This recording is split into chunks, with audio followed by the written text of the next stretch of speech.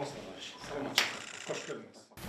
Hurmatly Kanibek Kapashevich, hoş geldiniz. Жаңы кызматка, министрлик кызматка киришишиңиз менен куттуктаймын.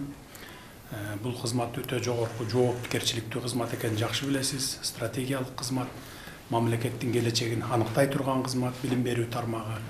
Ошондуктан сизге мына суранычыңыз менен макул болуп, ишеним артып сизге ушул кызматты коюп атабыз. Ошондуктан сиз ишенимди акташыңыз керек. Сүйлөгөн сөз менен кылган иш далгелерин далилдешиңиз керек. Ошондуктан ушул кызматка коюп атабыз сизди. Бул билим берүү тармагына биз акыркы 2 жылдан бери абдан катуу көңүл буруп келатабыз.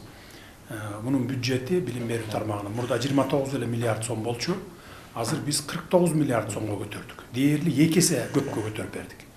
Анан эми бул акчаны чечип берип коюп, бюджетти чечип берип коюп менен эле маселе чечилбейт. Муну өзүңүз жакшы билесиз. Мугалимдердин деңгээлин, сабак берүү деңгээлин, өзлөрүнүн билим деңгээлин өтө жогорулатыш керек. Ошон үчүн көп мындай физикалык түрдө, мындай практикалык түрдө иш алып барыш керек. Буга чейинки министрди ишенип койгонбуз, эсиңизде болсо керек. Пара ала коюп кармалып, ал министр кызматтан алынып кетти. Тилекке каршы ушу жакшы министр эле өзү дагы мындай продвинутый, прогрессивдүү, ушул бүгүнкү замандын талабына ылайык келген ой жүгүрткөн, ушундай менеджер, ошол реформа кылып аткан министр эле. Бирок тилекке каршы адам баласы деген пендечилик кылат экен, өзүнөн кетип калды. Сиз мен ишенем, андай пара алууга барбайсыз, таза иштеп бересиз деп мен ишенип, ушул ишеним артып ушул кызматка коюп атам. Азыркы окуучуларды жакшы билесиз. 21 кылым эшикте техникага умтулган, техникага сүңгүп кирип бараткан заман, ошондуктан окуучуларды дагы ушул бүгүнкү күндүн замандын талабына ылайык сабак берип, бүгүнкү күндүн талабына ылайык билим берип, билимдүү, илимдүү кылып алып чыгыш бул сиздин милдетиңиз. Мугалимдердин милдети. Ошондуктан мугалимдерди дагы аттестациядан өткөрөсүңөрбү, билим деңгээлин мындай комиссиондо текшересиңерби, ушундай адилеттүү карап туруп, ошол ал жагындагы реформа барганга, толук реформа, бала бакчадан баштап мектептерди, жогорку окуу жайларына чейин реформаларды жасаш керек. Илгерки система менен эле отурабыз биз азыр. Ошону тез арада бүгүнкү бүтө турган ишти эртеңкиге калтырбай жасаш керек да.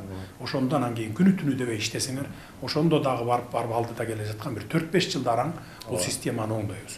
1 жылда өзгөртүү киргизип, 1 жылда эле тим эле жомоктогудай кылып жибергиле деген дагы милдет эмес. Бул реалдуу түрдө мындай физикалык түрдө жетишпейсиң да. Ошондуктан баягы экинчи тарабы дагы 4-5 жылды күтүп отура бербей, ушу 1 жылда, 2 жылда ушул 4-5 жылдык алдыдагы жасай турган ишти 2 жылда жасайм деген максат коюп иштесеңер, ошондо бир ийгиликке жетесиңер деп ишенемин. Анан албетте илим тармагы бизде аябай мындай артта калып калды, каралбай калган тармак болду. Аларды дагы катуу көзөмөлгө алып, илим тармагы менен дагы тыгыз байланышта сиз иш алып барышыңыз керек. Анан учкун билесиз, өзүңүз дагы убагында ошол жерде жетекчи болуп иштеп кеткенсиз. Азыр учкунга бардык аппаратураларды алып келип бергенбиз, заманбап аппаратураларды. Мындан ары бир дагы мамлекеттик кагаз жеке компаниялардан чыкпаш керек. Только учкундан чыгат. 100% биз өзүбүз жетишебиз. Бардык техникаларын алып келип коюп бердик. Эми Кудай буйрса келечекте акчаны да өзүбүз печаттете тургандай болобуз. Паспорттарды дагы, мына паспорттарды май айынан баштап өзүбүз чыгарганга жетишебиз.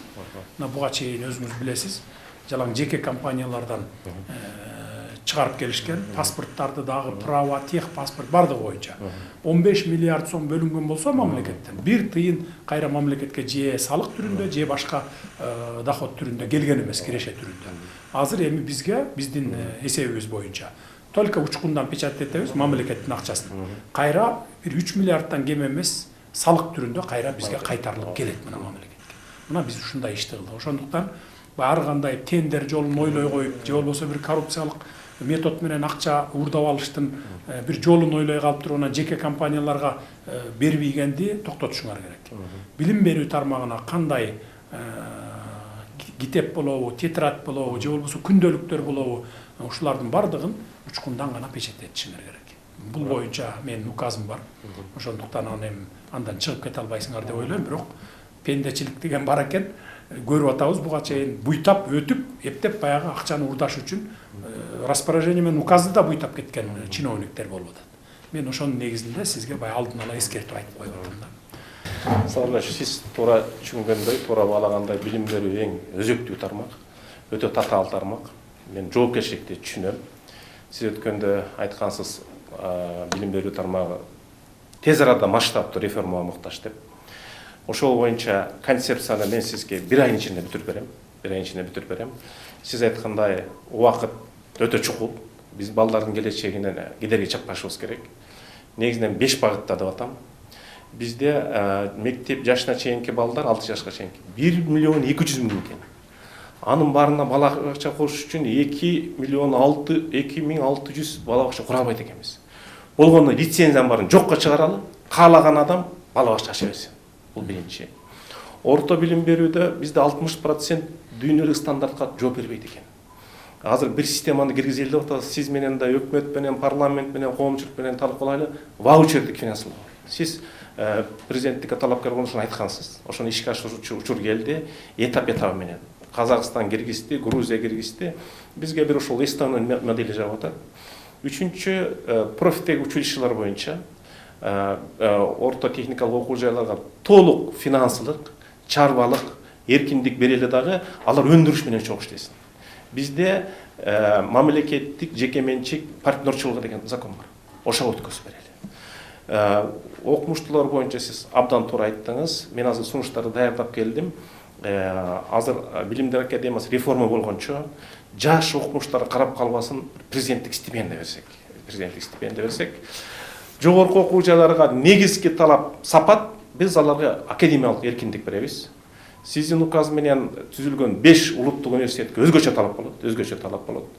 Мисалы үчүн азыр дүйнөдө 2040-жылкы эң маанилүү топ 10 профессия болсо, бизде бир да вуз даярдабайт экен. Сизден Сарбаш бир 3 нерсени өтүнөм. Биринчиден, бизде эң мыкты мектептерде байдын балдар окуйт экен. Россияда Путин Сириус мектебин ачкан. Бизде болсо ошол кедей үйлөдөн чыккан бирок таланттуу балдар бар да. 7-класстан өйдө президенттин астындагы гимназия түзсөк, сиз өкмөткө тапшырып берсек, ушул акчанын негизинде Көлдө бир пансионатты алабыз. Август, июль эс ала берет лагерь катары, сентябрдан июнга чейин адегенде 150 бала калалы. Бул таланттуу кедей үйлөдөн чыккан, мүмкүнчүлүгү жок балдарга ушундай сунуш кылып келдим. Ушуну колдоп берсеңиз. Сразу мен жооп берип коеюн. Көлдө 220 балага даярдалып атат. Жакшы болуп турат. Даярдалып, общежитиясына салынып, 20 мугалимден турган мугалимдерге үй даярдап атабыз. Президенттин алдындагы ушул мектеп ушул болот, ушундай мектеп гимназиясы болот. Бүтүндөй өлкөдөн жанагы одаренный балдарды, кедей үйлөдөн чыккан таланттуу балдарды алып келип окутабыз. 20 мугалим да ошол жерде жашайт, жашап иштейт дагы, ошол балдарды круглый год окутуп, анан чыгарып турат. Бул сиздин неметиңиз. Анан жана балабакчалар боюнча, балабакча мектептер боюнча быйыл Бишкек шаарына 12 балабакча салып атабыз, дагы бир мектеп салып атабыз, чоң мектеп. Ушуну менен Бишкек шаары бүтөт. Мындан ары Бишкек шаарына балабакча дагы, мектеп дагы салбайбыз. Салына турган мектеп керек болуп калса, балабакча керек болуп калса, жеке ишкерлерге беребиз. Мына ошолорго жерин бекер беребиз, анан коммуникациясын киргизип беребиз. Алар өзүлөрү салып, өзүлөрү жеке менчик мектеп кылып, жеке менчик балабакча кылып иштетсин. Региондорго дагы ошондой биз мүмкүнчүлүк беребиз. Ал эми 100гө жакын 87 биз мектеп калды. Республика боюнча айылдарда баягы өзгөчө кырдаалдар министрлиги бул мектептерге окуганга болбойт деген жыйынтык чыгарып берген. Аларды уже алдыдагы бир 2-3 жылда бардыгын салып, жаңылап бүтөбүз дагы. Андан кийин анан айылдарга дагы мектептерди салбайбыз. Эгер салам деген болсо, райондун центрларына 32 шаарыбыз бар. Аларга 7 областтын центрине, анан Бишкек шаарына салам дегендерге биз толук укук беребиз, мүмкүнчүлүк түзүп беребиз. Эми бул мамлекет эле салып, анан мамлекет эле каржылап кете бербешибиз керек, жеке менчиктерге дагы укук беришибиз керек. Алар дагы мына Бишкектин ичинде канча деген жеке менчик эмелер бар, балабакчалар бар, мектептер бар, условиясын, шарттарын жакшы түзүп берген. Ошон үчүн байлардын балдары бар, ошол жакта окуп атышат. Мейли окуй берсин, а бирок мамлекет биз кедейлердин балдарын жана эң жакшы окуткан мектептерге чогултсак болот. Жанагынтип ал Чолпон Атада бул маселе чечилген. Азыр бир аз тыйын тыбыр керек болсо, калганын баягы курулушту аягына чейин бүтүрүп эле уже өлкөнүн булуң бурчунан 220 баланы топтойбуз.